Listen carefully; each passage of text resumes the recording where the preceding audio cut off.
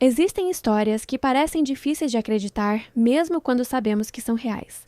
Histórias que não começam com um crime evidente, mas com uma vida aparentemente comum, em um lugar onde nada parecia fora do lugar. E talvez seja isso que torna tudo ainda mais perturbador, porque essa não é uma história sobre um momento isolado de violência. É sobre algo que aconteceu repetidamente, por anos, escondido à vista de todos, dentro de uma casa comum. A história começa em Pleasant Grove, uma cidade tranquila, com pouco mais de 30 mil habitantes, daquelas onde vizinhos se conhecem pelo nome, onde as ruas são silenciosas e a rotina raramente é interrompida por algo realmente grave.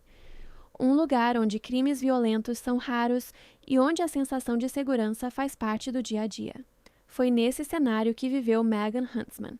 Para quem olhava de fora, ela não parecia alguém que chamaria a atenção. Era descrita como reservada, tímida, uma mulher que não falava muito sobre a própria vida. Cresceu na própria cidade, em uma família comum, com um pai que trabalhava como pintor industrial e uma mãe que tinha empregos simples. Durante a juventude, seguiu um caminho parecido com o de muitas pessoas da região. Ainda adolescente, conheceu Darren West, com quem se casou muito jovem, logo após completar 18 anos. O início da vida adulta veio rápido, com responsabilidades que talvez nenhum dos dois estivesse preparado para assumir. Com o passar do tempo, o relacionamento começou a se desgastar. O casamento, que já era frágil, acabou sendo atravessado por um problema ainda maior: o uso de drogas. Ao longo dos anos, tanto Megan quanto Darren se envolveram com metanfetamina. Esse detalhe é fundamental para entender o contexto da época, porque não era apenas um vício ocasional, era algo que passou a influenciar decisões, comportamento e a própria estrutura da vida deles. Darren acabou sendo preso em 2006 por crimes relacionados à produção de metanfetamina, permanecendo encarcerado por vários anos, até 2014. Durante esse período, Megan continuou vivendo na casa com os filhos que o casal já tinha. 3 dessas crianças cresceram normalmente, estavam vivas, frequentavam a escola, tinham uma rotina que, por fora, parecia comum. Mas, paralelamente a essa vida aparentemente normal, existia outra realidade acontecendo em silêncio. Entre 1996 e 2006, ao longo de 10 anos, Megan engravidou diversas vezes. E o mais impressionante é que essas gestações praticamente não foram percebidas por ninguém ao redor. Vizinhos relataram que, no máximo, notavam pequenas variações de peso, nada que levantasse suspeitas concretas. Ela usava roupas largas, evitava chamar a atenção e levava uma vida discreta o suficiente para que tudo passasse despercebido. Cada uma dessas gestações terminou de forma semelhante.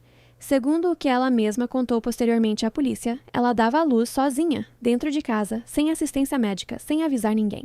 E logo após o nascimento, em questão de minutos, tomava uma decisão que se repetiria ao longo dos anos. Ela matava os recém-nascidos. Os métodos eram diretos e brutais. Em alguns casos, estrangulava os bebês. Em outros, pressionava o pescoço com as mãos até que eles parassem de respirar.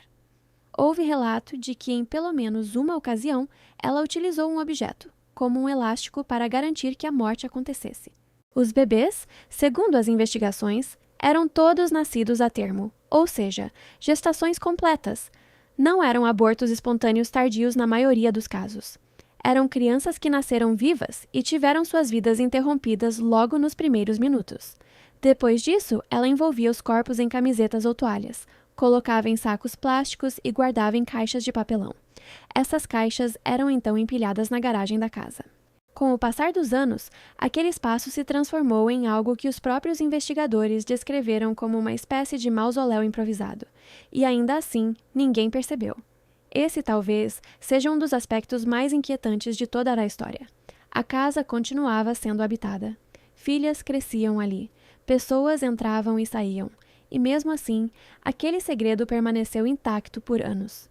Houve momentos em que tudo poderia ter sido descoberto antes. Em 2005, autoridades federais estiveram na casa durante uma investigação relacionada às atividades ilegais de Darren. Eles chegaram até a garagem, encontraram evidências de drogas, mas não localizaram os corpos. Em outro momento, houve uma denúncia anônima sobre o uso de metanfetamina por Megan. Ainda assim, nenhuma investigação aprofundada revelou o que estava escondido ali. A rotina seguiu. O casamento terminou de vez. Megan deixou a casa por volta de 2011. As filhas continuaram vivendo no local, e a garagem permaneceu fechada, guardando aquilo tudo em silêncio. Até abril de 2014. Depois de anos preso, Darren West retornou e começou a limpar a casa. Era um processo comum: organizar objetos antigos, separar o que seria descartado.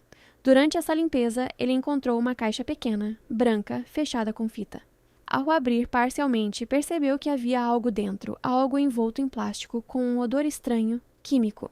Quando entendeu o que estava vendo, um corpo pequeno, em decomposição, ele imediatamente entrou em choque. Sem saber exatamente o que fazer, entrou em contato com Megan. Ela disse que se tratava de um bebê que havia nascido morto, mas aquilo não explicava tudo. Ele então chamou a polícia. Quando os agentes chegaram e começaram a investigar, perceberam rapidamente que aquele não era um caso isolado.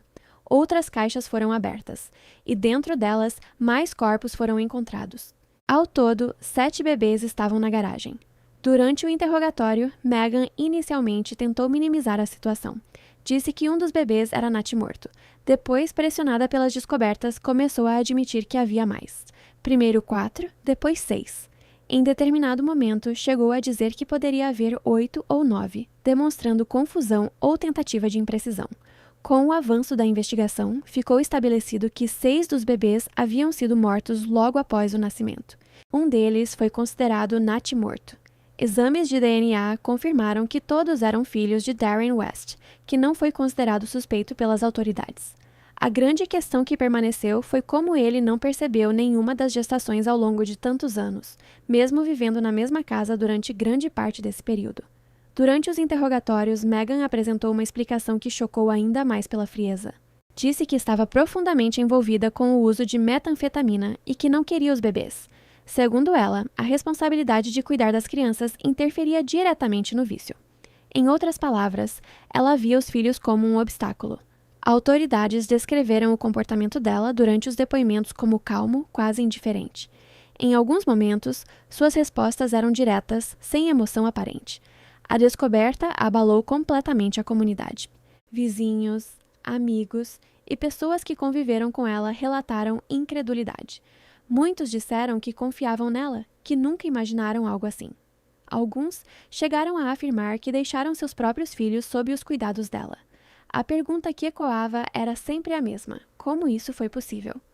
Durante o processo judicial, Megan Huntsman se declarou culpada por 6 acusações de assassinato. Em 2015, foi condenada a múltiplas penas de prisão, estruturadas de forma que dificilmente deixará o sistema prisional em vida. A possibilidade de liberdade condicional só existe em um futuro extremamente distante, quando ela já terá idade avançada. Hoje, ela permanece presa em uma unidade correcional no estado de Utah.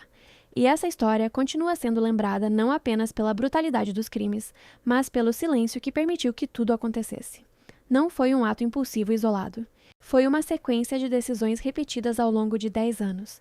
Uma vida dupla, vivida dentro da mesma casa, diante de pessoas que nunca perceberam o que estava acontecendo. E no fim, tudo veio à tona da forma mais inesperada possível. Uma caixa esquecida, aberta por acaso, em uma tarde comum.